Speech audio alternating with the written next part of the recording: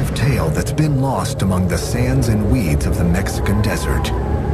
There were rumors since long ago that an object crashed in Mexico. In 1974, a mysterious incident took place that some say involved a UFO and a small plane on a collision course, followed by a race between two governments to recover the debris. The Mexican recovery team finds a sort of a silver-shaped plastic disc.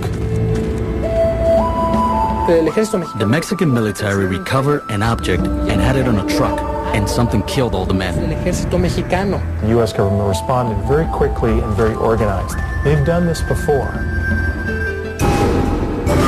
But what happened in the Mexican desert is just the beginning of that country's UFO history. The eclipse from July 11, 1991, it practically branded the modern era of UFOs in Mexico. Over the last several decades, it has become a hotbed for UFO encounters. When they picked up the object on radar, the first thing they did was start looking at it.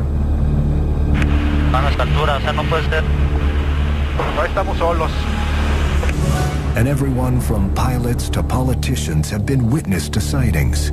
Would you say to the governor that he didn't see something strange in the sky?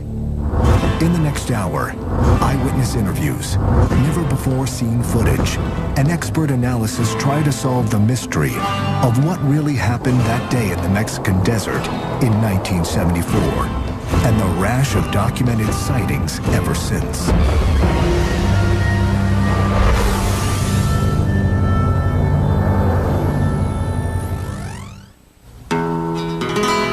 Cuyame, Mexico, a small town not found on many maps, a place swallowed up by the Mexican desert, home to more agave plants than people. Cuyame is situated in the northern part of the state of Chihuahua, and our municipality is 7,000 square feet. We have between 2,000 and 2,500 people. It's a calm place, a beautiful place. A place with no library, no archives, and no local historian. But that doesn't mean it's a town without a history. Here, history is passed from neighbor to neighbor. And it's this oral history that gives testimony to an unsolved air collision that took place here just 3 decades ago. It began as a civilian plane took off from El Paso, Texas, en route to Mexico City. August 25th, 1974. There was a plane that was coming out from El Paso. It was going to Mexico City, and it was an accident. They say that there was a crash between a plane and a UFO within the territories of the municipality. I don't think this could be made up. How could someone make this up? It's true. August 25th, 1974, 10:07 p.m.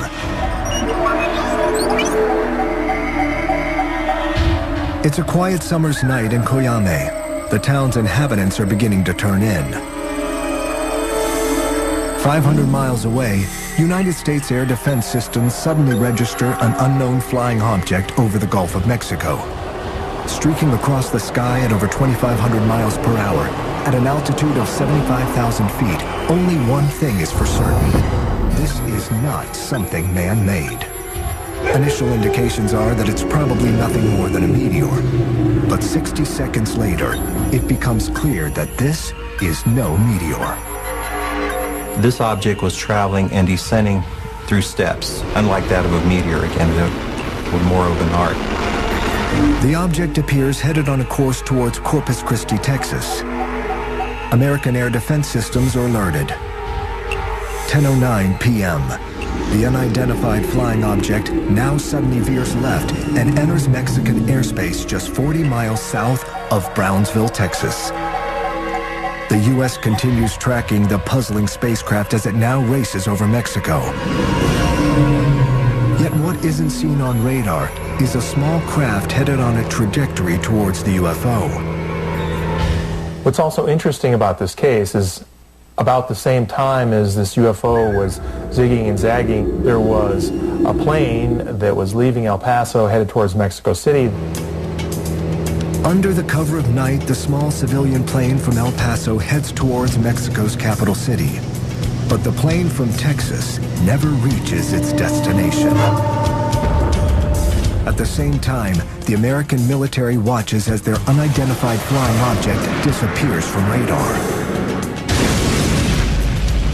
It appears that the unthinkable has happened. A UFO plane collision. There's an assumption that there was a collision of some type where both the craft and the plane had collided. August 26, 1974, 8 a.m. 9 hours after a civilian plane disappeared over the desert, a Mexican recovery team hunts for the downed craft. Across the border, American intelligence is listening in. At 10:35 a.m., the Americans intercept the Mexican military radio report. The wreckage of the missing plane has been spotted just outside Coyame. Moments later, another report shockingly announces the sighting of a second wreck, but this is no plane. The Mexican recovery team finds a sort of a silver-shaped classic disc, some 16 feet 5 inches, about 5 feet thick, convex on both sides, sort of like a saucer. The saucer's surface has the appearance of polished steel. It has no markings, no lights, and there are no bodies inside. However, it does appear to be damaged in 2 spots, possibly caused by a collision with the civilian plane and then falling to the ground. Immediately, Mexican officials declare a radio silence on all search activities. Meanwhile, U.S. officials reach out to the Mexican government, offering assistance in the recovery. Their offer is met with a denial. The Mexican government denied it. They said, no, all we have is just a plane wreckage. While the Mexican team collects the crash debris, the United States is busy assembling their own elite recovery force at Fort Bliss, Texas. The team includes 4 helicopters, 3 small Hueys, and a large Sea Stallion. Prepped and ready to move out, the team is placed on standby while U.S. surveillance scopes out the situation. The U.S. was keeping tabs again through its what I call the spy surveillance network, through their satellite surveillance as well as airplanes that were flying over at low altitude. American surveillance reveals that the Mexicans have placed the UFO on a flatbed truck and moved out from the crash site. They were able to see there were a number of dead bodies, so which led them to believe that something very extraordinary had happened. August 27th, 2:38 p.m. Unsure of what's happened, U.S. officials greenlight their rescue team. 4 helicopters with team members aboard depart Fort Bliss. One of the things that seems obvious in this case is that the government, the U.S. government, responded very expertly, very quickly, and very organized. They had this team that assembled in Fort Bliss, and in no time were down there on site recovering this. They've done this before. But nothing will prepare the Americans for what they are about to find. Dressed in bioprotection suits, the American soldiers approach the silent convoy and find all the Mexicans dead.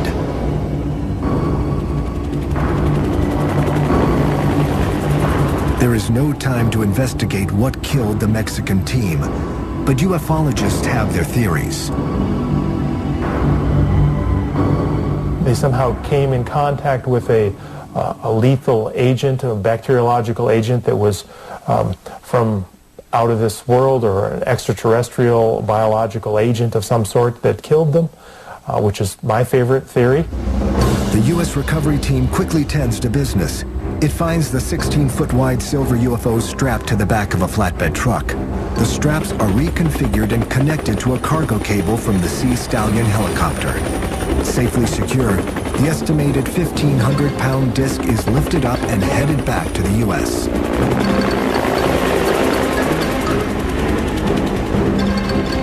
With the saucer gone, the team immediately turns their attention to the remaining evidence. The plane wreckage, vehicles from the convoy, and the Mexican team bodies are gathered. They gathered the debris, the bodies from the Mexican recovery team, and then they exploded them with high explosives. The reason why is to hide the evidence. Their work done, the recovery team heads back to base. Where the UFO was taken is unknown. Some have speculated Atlanta, Fort Bliss, or Wright-Patterson Air Force Base. It is an unprecedented event, and I think it's comparable to what happened in Roswell, New Mexico. If this 1974 UFO crash was real, there was no evidence to prove it. Only the passing down of the story from generation to generation kept the tale alive, but few took it seriously. That changed in 1991. That year, not one, not two, but dozens of UFO sightings are reported over Mexico. What gives the 1991 sightings credibility is that strangers reported seeing the same thing at the same time on the same day, and yet they were hundreds of miles apart from each other.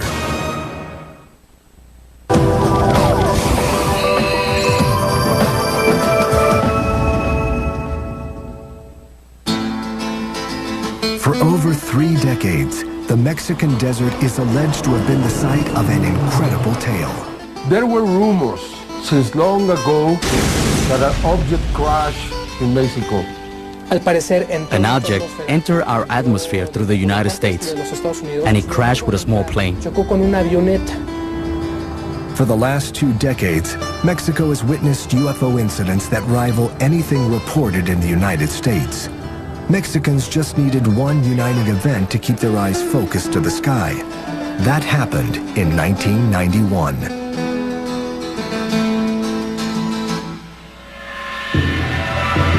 In July of that year, one of the longest solar eclipses in history is set to happen. The total eclipse is visible only in a narrow corridor that includes central Mexico. A year in advance, all the Mexican people knew about the eclipse in '91. I mean, it was an event, it was a moment. All around Mexico, there were people waiting for the eclipse. It was an important eclipse because even though there had been other eclipses that had taken place until that day, they were not on the magnitude of that eclipse. Just after 1 p.m., the skies above Mexico darken. Astronomers adjust their telescopes. Millions gaze skyward. During 1991, consumer technology makes videos commonplace.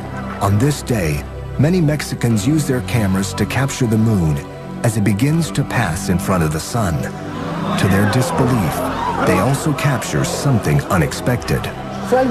It was a curious thing. During the eclipse, I heard some people who were around us saying, "Look, what is that there also?" Several people filmed and saw metallic objects that are clearly distinguished with the form of a cupola, and what is commonly called a flying object. In Mexico City, in Tepeji del Rio, in Puebla, in Cerro de la Estrella. From all corners of Mexico come videos showing a strange metallic-looking object just below the eclipse. The eclipse UFOs, or ovnis as they are called in Mexico, become the talk of the country.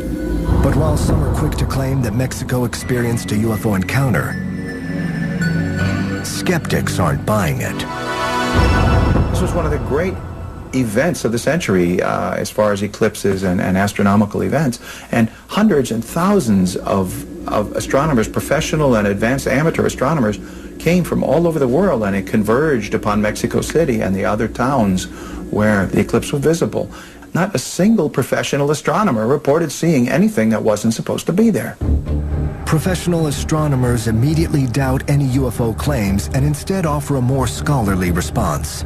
When the sun is totally eclipsed, like it was in Mexico on that day, the bright stars and planets become visible for a few minutes.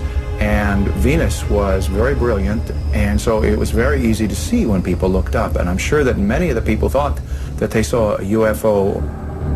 Skeptics have their answer, but UFO believers have their doubts.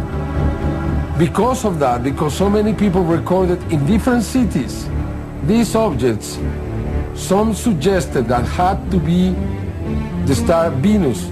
But Venus was in a different position than the UFOs were in the tapes. It was something strange that happened during the eclipse. It's afterwards, when you start analyzing and looking at the videos, that you can start to see in some of them that there are movements that maybe wouldn't correspond to a planet. When you start analyzing more calmly after the fact, that's when you start to wonder if it could have been a UFO. The 1991 sightings ignite a UFO explosion in Mexico. The effect of the UFOs from the 1991 eclipse was like a snowball.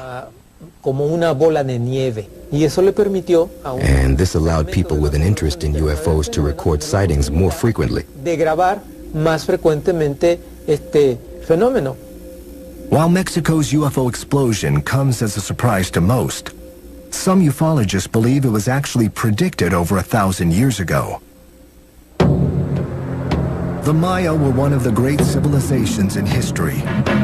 For over 600 years, they built cities, constructed reservoirs and temple pyramids, and developed an incredible understanding of astronomy. It is incredible the knowledge that the Maya had about the sky and the planets. They had a great capacity of observation, they knew the celestial movement, and were able to determine every single important event that was going to be registered in the sky. The Maya recorded their information on foldable books called codices.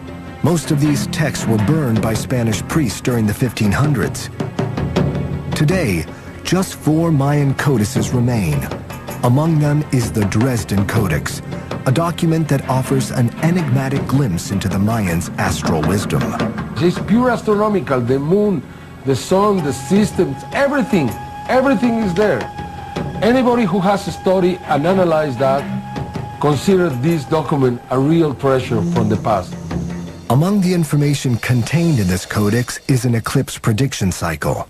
The eclipse of 1991 appears in the Dresden Codex. But did the Dresden Codex predict something more? In it, they talk about the meeting with the Brothers of the Stars, which in our language we call extraterrestrials. When I read this, after receiving all these videos, that struck me, that really affected me, because it's like if the Mayans knew long in advance that these sightings were going to take place that day. How can you explain that? Is that a coincidence, or they knew? I think they knew. Over a century later, most Mexicans knew something out of the ordinary was happening. Their UFO wave had turned into a tsunami.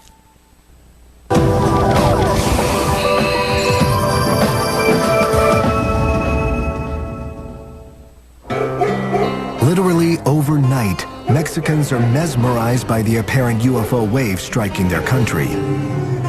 Ufologists point to the open-mindedness of the Mexican people as being partly responsible for this UFO explosion.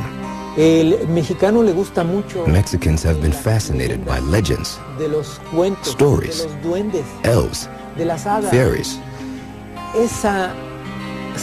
That psychology and sociology allows Mexicans to keep an open mind when it comes to extraordinary occurrences. When you open yourself up to other possibilities, it is much easier to accept the UFO phenomenon. However, skeptics claim that Mexico's UFO wave is more of a social phenomenon than any actual increase in visits from little green men. Sightings always seem to come in waves, and these waves are generally, they correlate with the publicity, that if the newspapers or TV stations, whatever, are filled with stories about UFO sightings, people will go out and pay much more attention to things that they see. Since the earliest UFO sightings, witnesses have always been subject to heavy ridicule. They are portrayed as overzealous sky watchers who wouldn't know a DC-9 from a weather balloon. But what happens when the witness is someone who doesn't fit into these categories?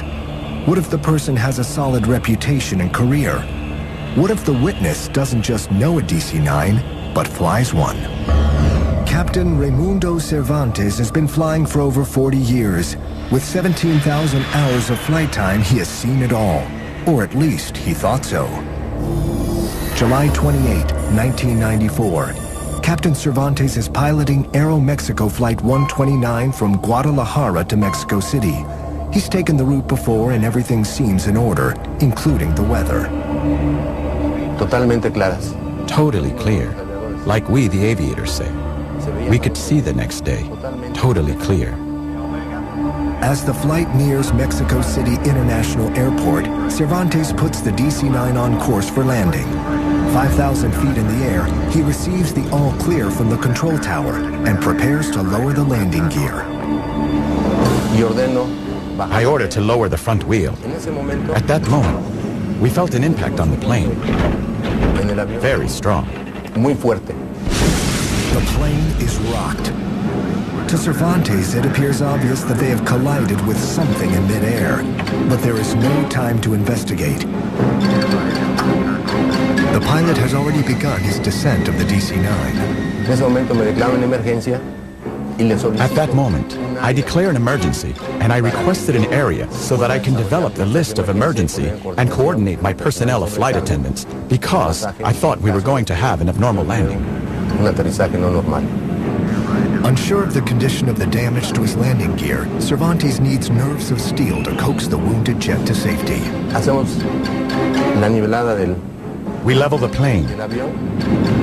We tried to land softly and steady the front wheel. I was concerned that there was damage.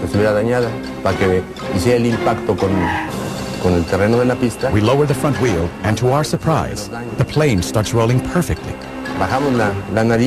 Y nuestra sorpresa, empieza a rodar el avión perfectamente bien. Disaster is averted. Captain Cervantes wonders if a helicopter has clipped his DC-9 on approach. But the air tower's radar records discredit that theory. Yet an inspection of the DC-9 reveals damage and creates more questions than answers. There was a flight inspector that searched the plane who detected that one of the hydraulic lines was cut. It was cut like if it was done with a cutter. Something very strange. What caused the landing gear's hydraulic line to be cut? A subsequent investigation will place blame for the incident on worn-out parts, and the airline denies any mid-air collision. But Captain Cervantes stands by his claim that the plane hit something. That isn't the end of the story. Flight 129's strange encounter is about to get even stranger. Enrique Colbeck is an air traffic controller who was in the tower that night. Upon learning of Flight 129's incident, he instantly flashes back to a series of phone calls the tower had received earlier that evening. An hour before that flight was initiated in Guadalajara, we received phone calls from different sources. They were communicating to us that an object was flying very close to a building that is almost in the final trajectory to these runways. The sightings place the unidentified flying object right in the landing path of Flight 129. To most, the idea of a plane UFO collision seems unrealistic. But a few days later, another incident at the same airport raises suspicions that something out of the ordinary is going on. August 8, 1994. Co-pilot Carlos Corzo is helping Aeromexico Flight 304 from Acapulco begin its descent into Mexico City International Airport. The morning skies are partly cloudy as co-pilot Corzo looks out the cockpit window. The pilot's eyes are glued to the instruments. He was flying by instruments, so all his view was on the instruments, like was taking care of the surroundings and seeing outside, and even take the communications and helping him with the approach. As the plane breaks through a cloud, a shocked Corso finds something unexpected. I was leaving 12,000 feet and came out of the cloud, and I see this big object in front of us, and I really get scared. I thought we was going to have a collision, and I tell my captain in a surprise expression that, oh my God, we're gonna crash. The mysterious craft streaks by the front of Flight 304, barely missing the plane's nose. It was a huge object, maybe 15 or 20 meters radio, something like platinum or some kind of very neat metal. Corso quickly regains his composure and helps land the plane without further incident. Afterward, he speaks to an air traffic controller who reveals that Corso's plane was in fact the 5th plane that week to report seeing an unidentified object. I can tell you about approximately 99% of pilots that I have talked to believe that we are not alone here. And the evidence that we have had confirms it. We take it very seriously because it could affect our airspace. Definitely, there is a potential danger because we do not know what produces the phenomenon and what it is made of and why it is manifested. Nearly a decade later, another incident in the Mexican skies would send shockwaves worldwide. Yet, unlike previous encounters, this one would have everyone believing, including the Mexican government.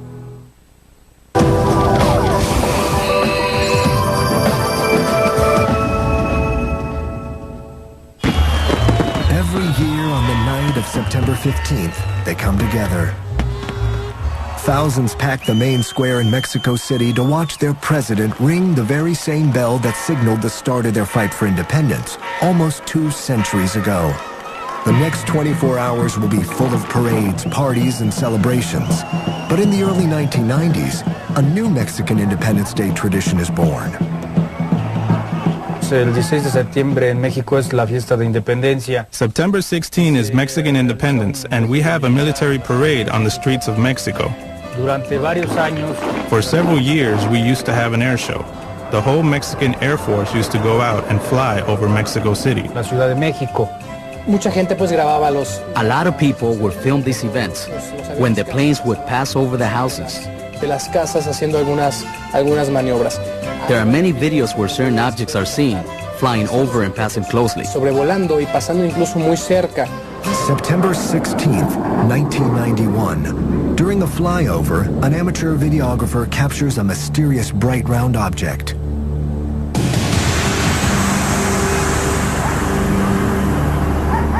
September 16th, 1992. An unidentified object is spotted flying through the sky.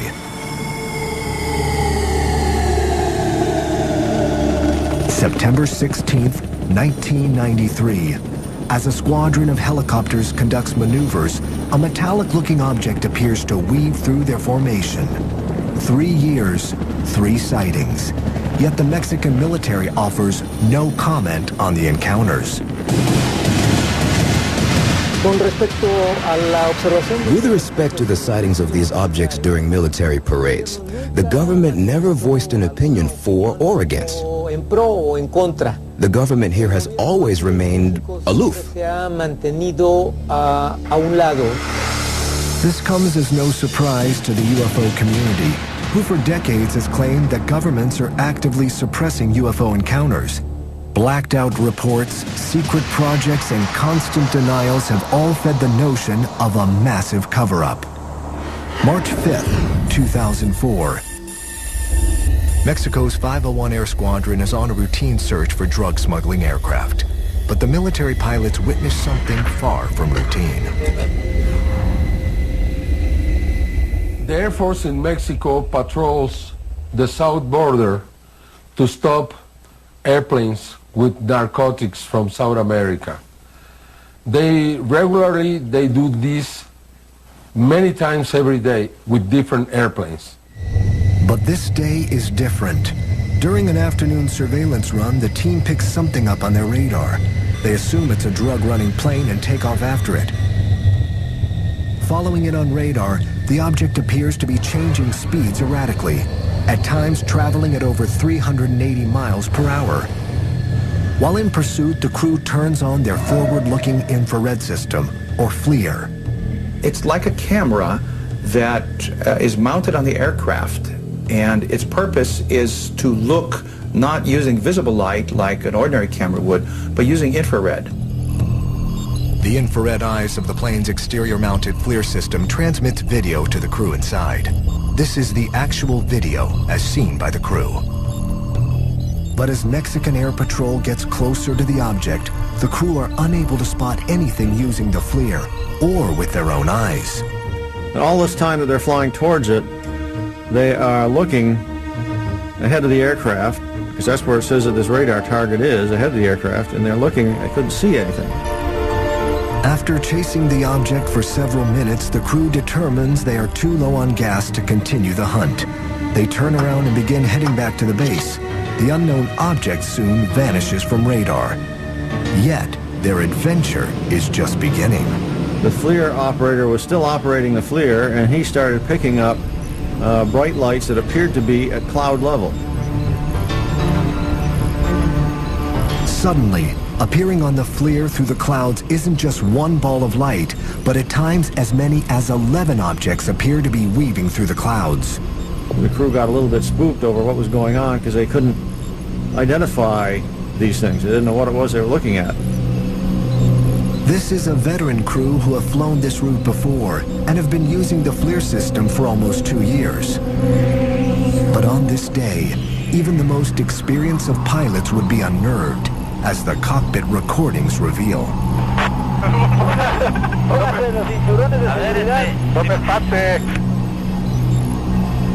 It appears to the crew the objects aren't just traveling alongside their plane, but surrounding it.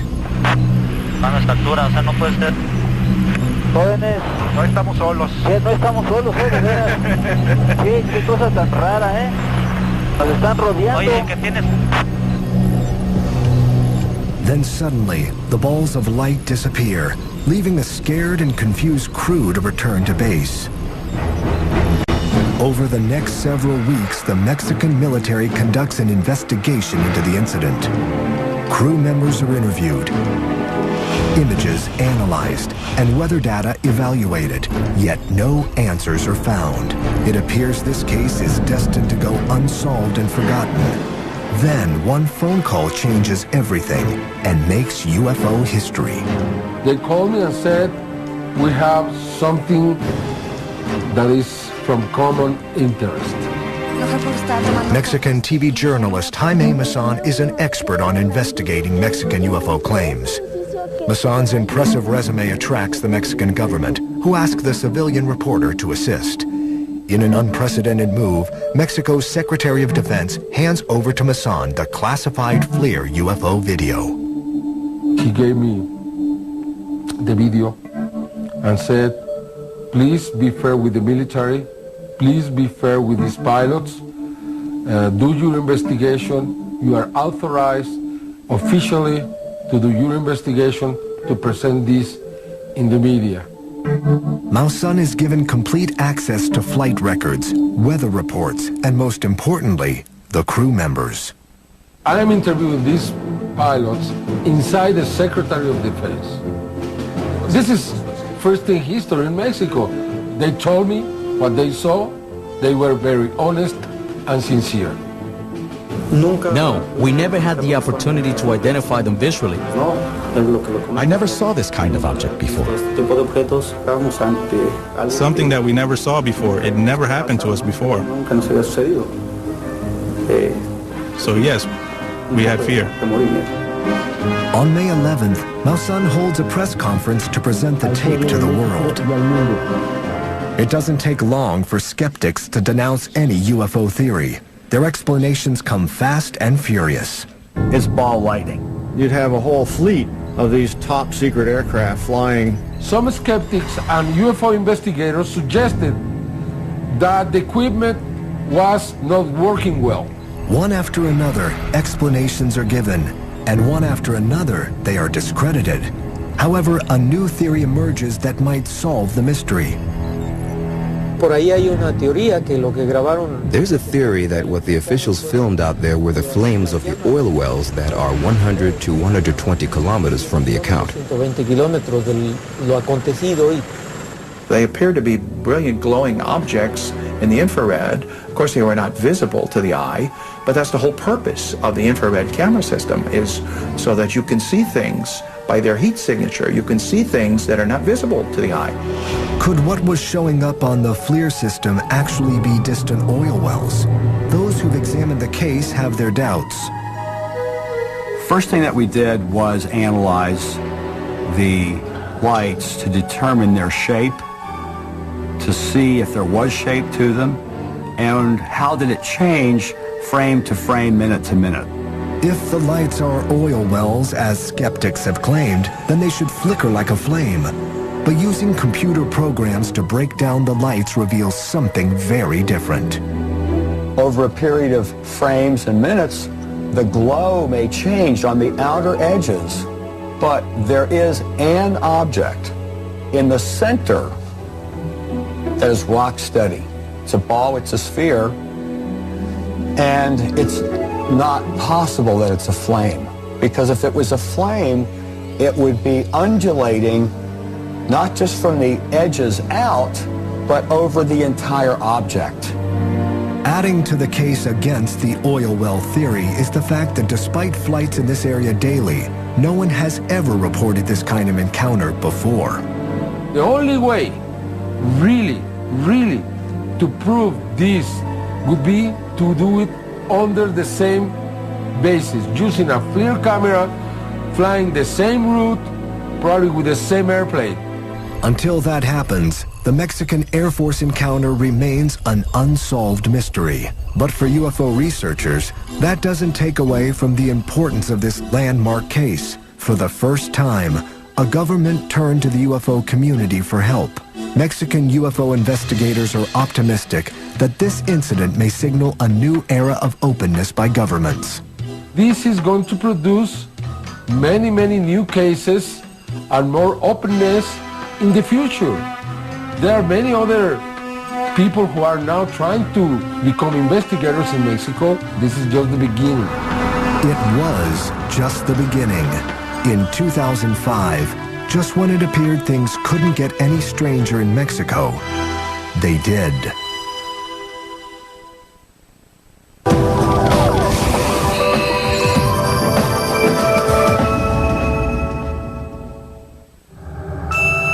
Since 1991, Mexican witnesses have videotaped hundreds of hours of footage containing alleged unidentified flying objects. But while the sheer volume of sightings has impressed some, it's what's on these tapes that matters. But out of the thousands of videos that we have, most of the times are, balloons, airplanes, stars, mistakes, honest mistakes. Probably just 10 or 15% of them are good, really good. It's this 10% that has drawn the attention of everyone from ufologists to the mainstream media. Among the most interesting UFO phenomenons captured on tape are what is referred to as fleets. A group of more than 3 objects we call fleets. They travel horizontally or vertically with very strange forms as boomerangs, spheres, discs. June 10th, 2004, Guadalajara, Mexico. An amateur photographer captures unknown objects in the sky. June 21st, 2004, 300 miles away in Cuernavaca, Mexico, another fleet is caught on tape. March 30th, 2005, almost 600 miles north in Torreon, yet more unexplainable objects dot the Mexican sky. April 11th, 2005, 500 miles to the south in Mexico City, the skies over the capital city are full of mysterious aircraft. I believe it's a way that someone is using to communicate with us. I believe They are trying to say something similar to what happened in England with the crop formations. Skeptics are quick to dismiss fleets as nothing more than weather balloons or birds. But seeing is believing. And in June 2005, a fleet sighting had people believing.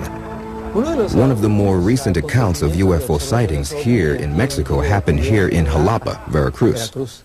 And it is very interesting because the witnesses were of a very high caliber. June 24th, 2005, 10:30 a.m. A public ceremony is being held to celebrate the delivery of new patrol cars to the local police department. On hand are such dignitaries as Governor Fidel Herrera Beltran, high-ranking police department officials, and the local media. Moments after Governor Beltran finishes his speech, cries of UFO, UFO echo through the crowd. Instantly, all eyes are on the mysterious objects hovering above.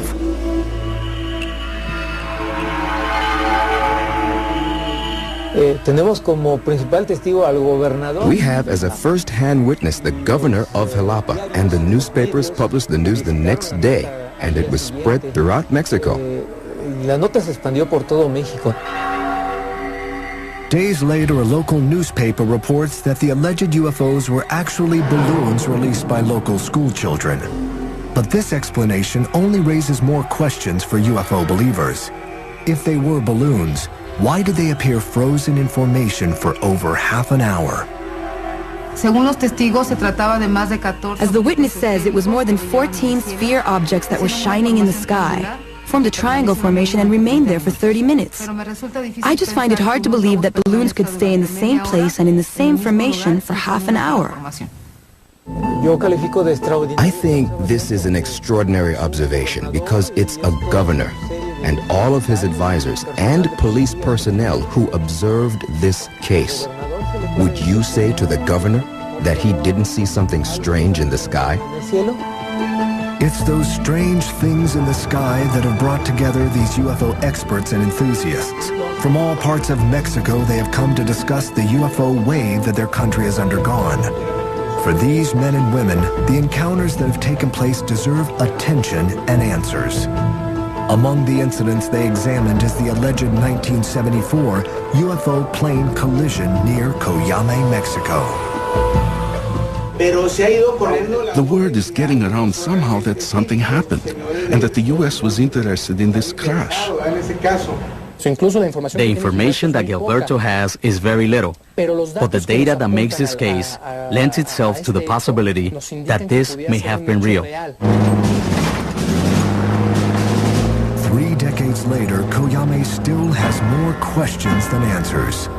But are there clues out there that could break the case wide open? Any motivated investigative journalism student of today, or professional, could have a field day. Go to the town, track down all the people in the town who used to be there and live there by address and find them and interview them. It requires more rigorous study.